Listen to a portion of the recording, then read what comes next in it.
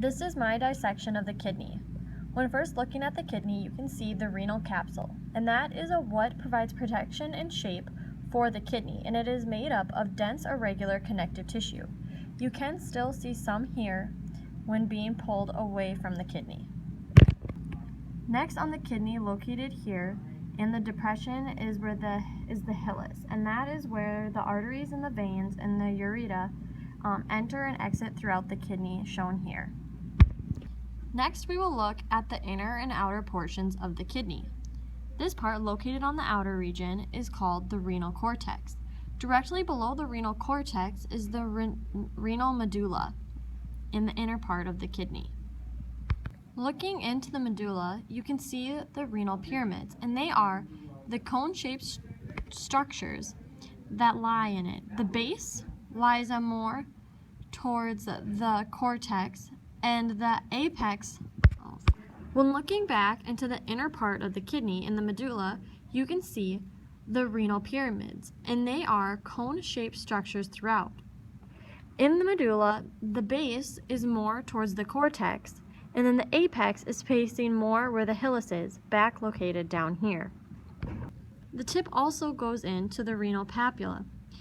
Each one projects back then into the renal sinus as well, from the renal pyramids. Looking back into the inner part of the kidney in the medulla, there are cone-shaped structures called the renal pyramids. The base of the pyramids lie up towards the cortex, and the apex lies down toward the hilus. The tip that forms down by the apex is known as the renal papillae. Each renal papillae, located at the apex, then moves in to the renal sinus, in through here. In between each renal pyramid lies renal columns that are made of bands of tissue, and they each begin in the cortex and then they extend all the way through the medulla, shown here. The pyramid, part of the cortex at the base, and part of the renal column all make up the renal lobe. The renal lobe is important because that is where the urine production occurs. Each renal papillae then discharges the urine, and the urine goes into minor calyces. The 4 or 5 minor calyces merge to form the major calyx, which is right here in the cup-shaped.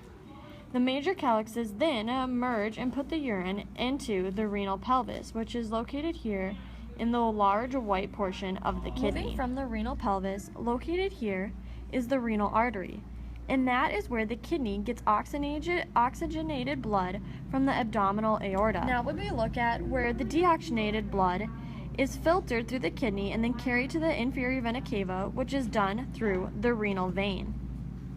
And then next, this is the ureter.